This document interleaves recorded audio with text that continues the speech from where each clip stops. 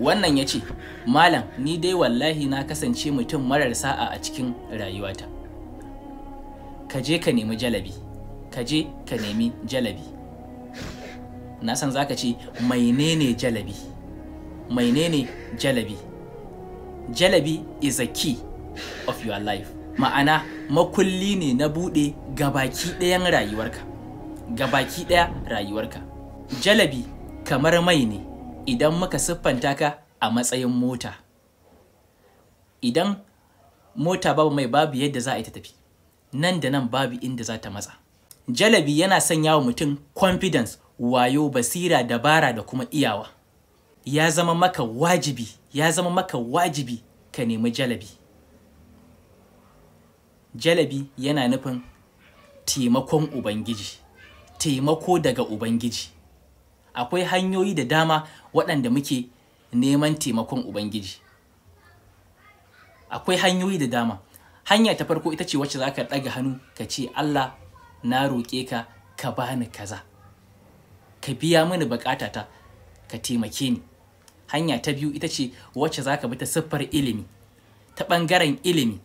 Ma'ana sai ka haɗa kaza da kaza da kaza da kaza sannan zai baka kaza, sai ka samu taimakon Ubangiji. Akwai abubuwan da yaudarar kanmu kawai muke yi. Muna yaudarar kanmu ne. Ba zai yiwu mu roƙi Allah, mu ɗaga hannu mu roƙi Allah ya yi mana ba. Saboda already ya riga da ya yi mana. Allah ya riga da ya mana. Misali, kana ciwon kai, sai ka ɗaga hannu ka ce, Allah, ka yaye min wannan ciwon kan. Kai ma ka san cewa abu ne wanda ya kamata ka je ka nemi magani ne, saboda already akwai maganin. Already akwai wannan maganin. To kawai ka je ka nemi magani. Sai ka taya da addu'a Allah ya baka lafiya, ya kuma yarda da wannan maganin. Akwai wata tsutsa a ruwa take, ana ce mata matsatsaku. Ita a ƙa'ida idan aka zuba mata gishiri za ta zama jini. To ba zai yiwu ka ne ka nemo wannan tsutsar kawai ka ce, Allah, ina so wannan tsutsan ta zama jini. Ba zai yiwu ba. Sai ka ɗebi wannan gishirin ka zuba mata, sai kuma ta zama jini. Already dama akwai wannan ilimin. Akwai wannan ilimin. Akwai wannan maganin. Saboda haka dole ne mu tashi, mu dage, mu farka. Kowace addu'a karɓaɓɓiya ce, sai ka bi hanyanta. Babu maganin da babu a duniya. Already an riga da an saukar. Duka addu'o'in da muke yi an riga da an saukar, kawai ka tashi ka nema. An riga da an amsa maka.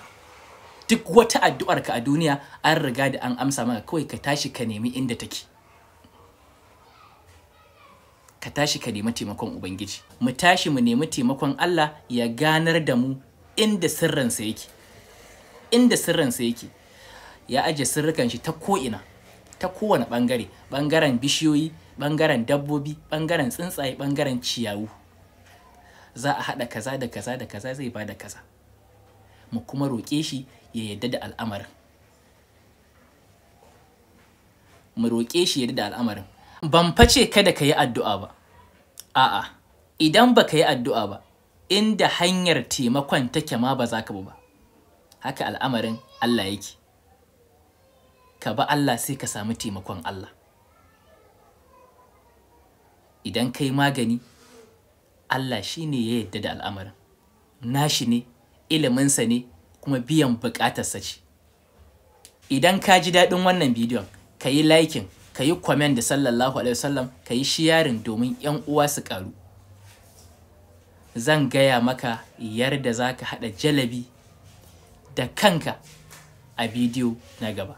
Allah ya bar mu da san manzon Allah.